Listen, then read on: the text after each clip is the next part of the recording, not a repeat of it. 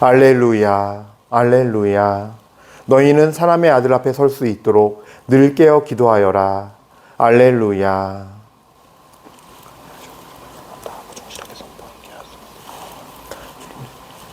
주님께서 여러분과 함께 또한 사제의 영과 함께 마테오가 전한 거룩한 복음입니다. 주님 영광 받으소서. 그때 예수님께서 제자들에게 이런 비유를 들어 말씀하셨다. 하늘나라는 저마다 등을 들고 신랑을 맞으러 나간 10처녀에 비길 수 있을 것이다. 그 가운데 5은 어리석고 5은 슬기로웠다. 어리석은 처녀들은 등은 가지고 있지만 기름은 가지고 있지 않았다. 그러나 슬기로운 처녀들은 등과 함께 기름도 그릇에 담아 가지고 있었다. 신랑이 늦어지자 처녀들은 모두 졸다가 잠이 들었다. 그런데 한밤중에 외치는 소리가 났다. 신랑이 온다. 신랑을 맞으러 나가라.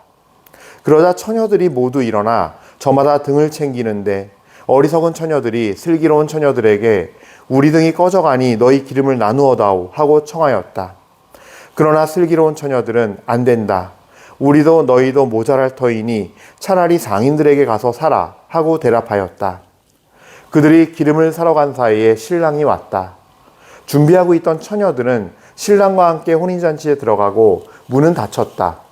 나중에 나머지 처녀들이 와서 주인님, 주인님, 문을 열어주십시오 하고 청하였지만 그는 내가 진실로 너희에게 말한다. 나는 너희를 알지 못한다 하고 대답하였다. 그러니 깨어 있어라. 너희가 그날과 그 시간을 모르기 때문이다. 주님의 말씀입니다. 그리스도님 찬미합니다.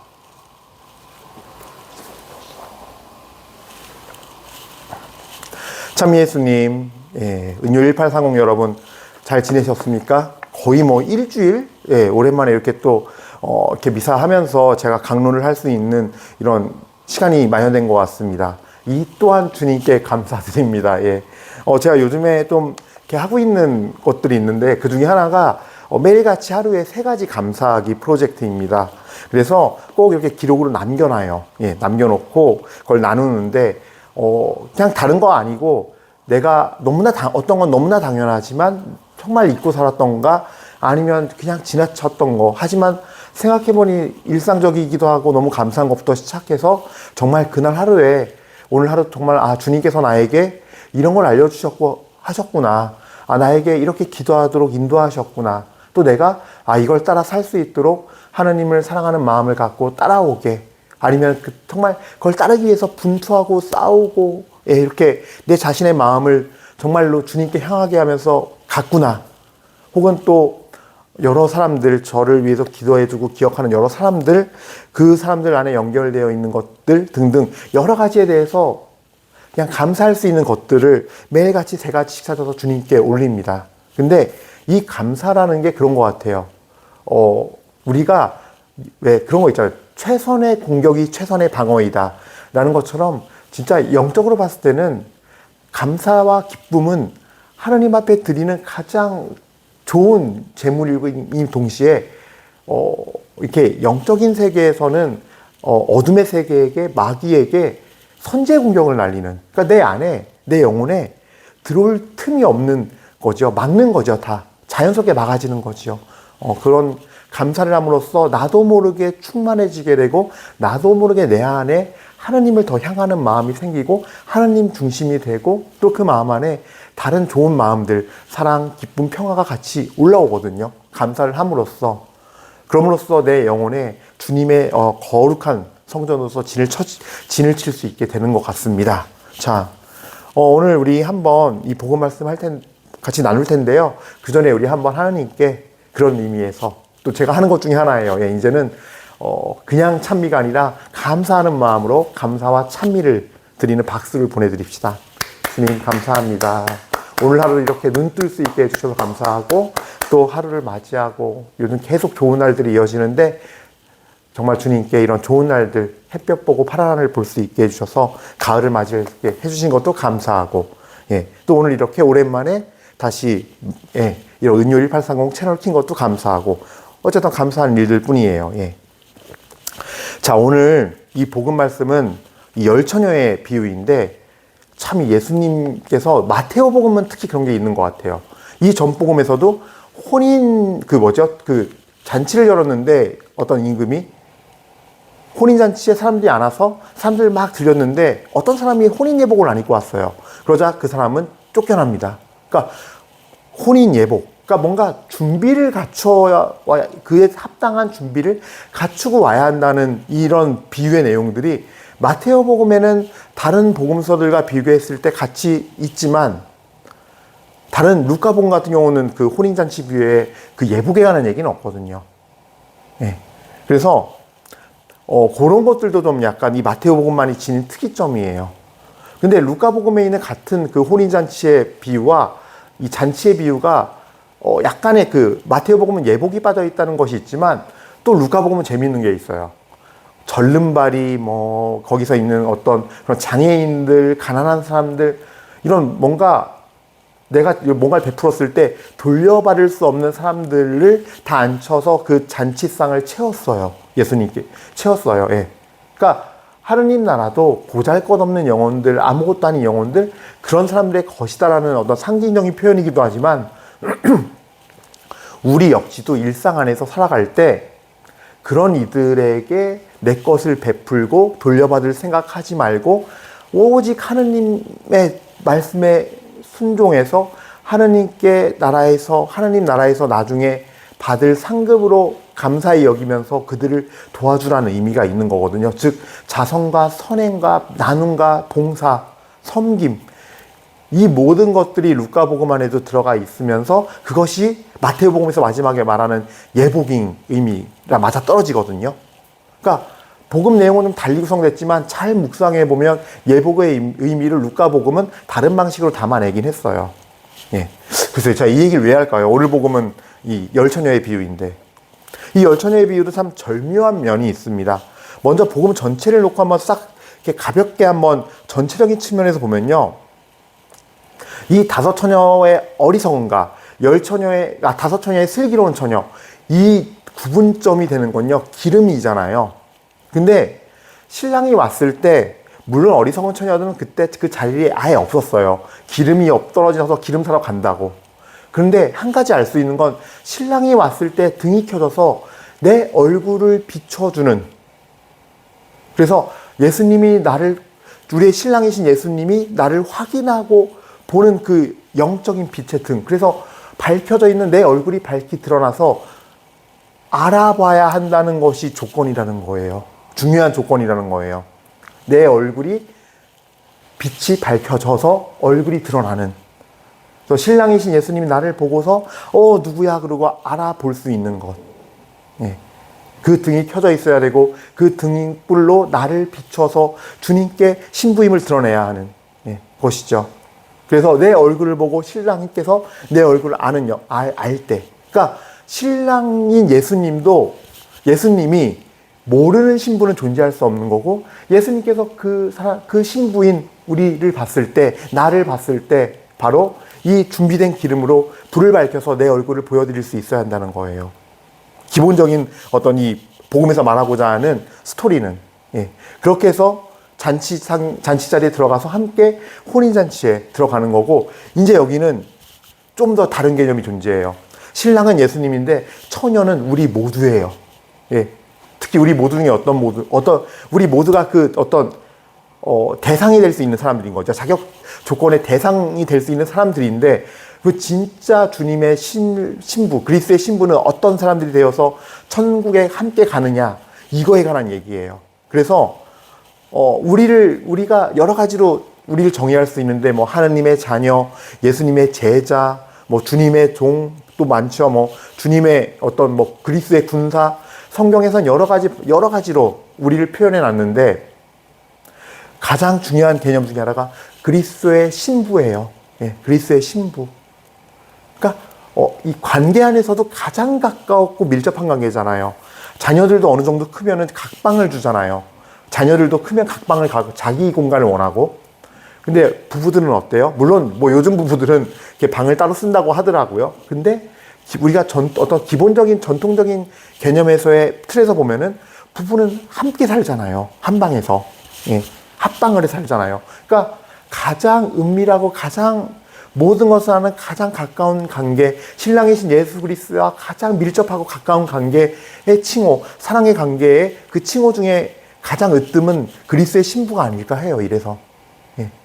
그런데 그 신부가 되기 위해서 갖춰져야 되는 조건은 바로 이 복음에서는 기름이라는 거, 이 기름의 비밀을 우리는 의미를 알아야 돼요. 자, 근데 여기서 또 같이 논할 게 뭐냐면, 이야기할 게 뭐냐면, 코린토전서 오늘 1장 17절부터 25절까지 저희가 오늘 제1독서 말씀으로 들어요. 미사 안에서. 근데 이 코린토 1서 말씀 안에서 놀라운 부분이 있어요. 유다인이든 그리스인이든 부르심을 받은 이들에게는 그리스도는 하나님의 힘이시며 하나님의 지혜입니다. 또 보면 이런 말씀이 또 있죠. 세상은 하나님의 지혜를 보면서도 자기의 지혜로는 하나님을 알아보지 못하였습니다. 예. 그리고 이렇게 말씀하십니다. 사도 바오로께서는 그리스도는 유다인들에게는 걸림돌이고 다른 민족에게는 어리석음입니다. 예. 그렇지만 유다인이든 그리스인이든 부르심을 받은 이들에게는 그리스도는 하나님의 힘이시며 하나님의 지혜이십니다. 즉 여기서 말하는 이 예수님께서 슬기로운 처녀와 어리석은 처녀의 기준도 세상적인 기준이 아니에요. 세상적인 기준을 놓고 슬기롭다가 아니라 하나님, 정말 그 하나님의 지혜, 그러니까 세상에 있는 어리석은 지혜의 힌트가 있어요. 세상에 하나님의 지혜는 있지만 인간의 세상의 눈을 갖고 세속의 눈을 갖고 바라보는 인간의 지혜는 절대 알아볼 수 없는 바로 그리스도의 십자가의 논리예요. 이 기준이. 예수 그리스도의 십자가의 논리. 십자가는요, 정말 인류를 구원하기 위한 하나님의 사랑을 온전히 이루기 위한 예수 그리스도의 피땀 눈물이에요. 피땀 눈물, 정말 피와 땀과 눈물, 그리고 생명까지 바치신 거예요. BTS는 피땀 눈물을 노래했지만 예수님께서는 피땀 눈물을 살아내셨고 자신의 온몸으로, 그리고 자신의 생명까지 십자가에 내어주셨어요. 바로 이 어리석은 십자가의 논리가 하나님의 힘이며 하나님의 지혜예요. 이게 복음의 핵심이잖아요. 복음의 핵심, 십자가의 죽음과 그 죽음을 받아들이시고 부활케 하시는 하나님의 영광과 권능으로 부활케 하시는, 그래서 구원이 완성되는 그 놀라운 신비가 복음의 바로 지혜이며 하나님의 힘이에요. 하나님의 지혜의 결정체이고, 즉 그 관점에서 슬기롭다와 어리석다가 나뉘어요. 그리고 그 관점에서 이 기름은 무엇인지 답이 나와요. 예수님께서 우리를 섬기시고 우리에게 봉사하시고 온 고을을 다니시며 시간 쓰시고 에너지 쓰시고 그다음에 거저 줬으니 너희가 거저 받았으니 거저 주어라는 말씀대로 주님께 받은 권능을 거저 주시면서 정말로 그냥 당신이 마을 다니면서 거기서 돈 다 뿌리고 다니시면서 사셨어요. 이스카리온 유다가 돈을 관리했죠. 분명히 어떤 여인들과 많은 사람들이 예수님을 경제적으로 지원을 했을 거고 그걸 또 쓰셨어요. 거기서. 그러니까 내 돈 쓰고 내 거 투자하고 내 노력, 내 땀, 그러면서 거기서 또 핍박받고 박해받고 하면서 그 마지막의 결정체는 바로 십자가상의 죽음이었던 거죠. 어쨌든 이런 예수님의 십자가의 신비를 생각한다면 기름이 무엇인가 이제 슬슬 풀어지기 시작해요. 바로 기름은요, 예수님께서 고을을 다니시면서 그 어리석은 십자가의 그 원리, 그거를 살아내시고 몸소 보여주시면서 때때로는 십자가 죽음으로 내가 세상을 구원할 거라는 것을 3번이나 이렇게 직접적으로 그 메시아의 비밀을 말씀하시면서, 하지만 그 삶 전체에서는 뭐예요? 나를 다 내어주는 거였어요. 거저 받은 걸 거저 주면서 우리도 그 삶을 살아야 한다는 거예요. 그게 기름의 비밀이에요. 자선, 섬김, 봉사. 그래서 하실 때 제가 권고드리는 거는 하나님께서 정말 기쁘게 받으시는 이 제사는요, 이 기름은 뭐냐면요, 바로 내 피, 땀, 에너지, 그러니까 피땀이니까 에너지죠. 에너지, 내 시간, 내 돈, 나 자신을 다 증여하는 자선, 섬김, 봉사를 하시는 거를 주님은 사랑하신다는 거를 꼭 기억하시기 바랍니다. 이게 기름이에요. 이게. 예수님이 그냥 다른 거 아무것도 안 하고 갑자기 어느 날 십자가에 딱 못 박히신 게 아니잖아요. 막 골고루 다니면서 그분도 자신의 땀과 에너지, 마지막에는 목숨까지 내는 피까지, 예. 정말 하나님 앞에 우리 거룩이 백성들을 위해서 예루살렘을 바라보며 눈물로 기도하셨어요. 답답하셔서 깨닫지 못하고 뉘우치지 못하고 하나님의 지혜와 신비가 이 세상에 이렇게 드러났는데도 인간의 알량한 지혜로 바라보면서 깨닫지 못하는 그 인간을 위해서 우셨잖아요. 오늘 고린토전서 말씀에서 그 말씀이 있거든요. 사실 세상은 하나님의 지혜를 보면서도 자기 지혜로는 하나님을 알아보지 못하였습니다. 그래서 그분께서는 복음 선포의 어리석음을 통하여 믿는 이들을 구원하기로 작정하셨습니다. 이 말이 그 뜻이에요. 예. 어쨌든 그래서 우리는 세상적인 기준의 슬기롭다와 지혜롭다를 버리고 오로지 어리석은 복음의 눈 안에서, 복음의 논리와 복음의 삶 실천 안에서, 예, 하나님의 지혜와 하나님의 힘을 우리가 누리면서 살아야 돼요. 그 힘을 받고 살아야 돼요.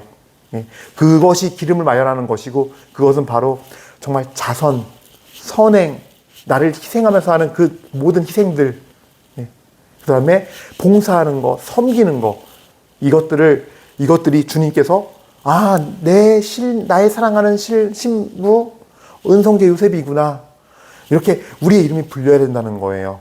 예. 여러분들이 복음 말씀을 듣고 와서 깨달아서 기뻐했는데 그 다음에 어떻게 했나 한번 보세요. 깨닫고 기뻐해서, 그러니까 정말 하나님의 지혜 말씀이 들어오고 깨달음의 영이 딱 들어와서 깨닫게 되면요, 너무 기쁘고 감사하거든요. 근데 우리는요, 그걸로 성령의 열매를 맺었다고 착각을 해요. 뭔지 알겠어요? 예.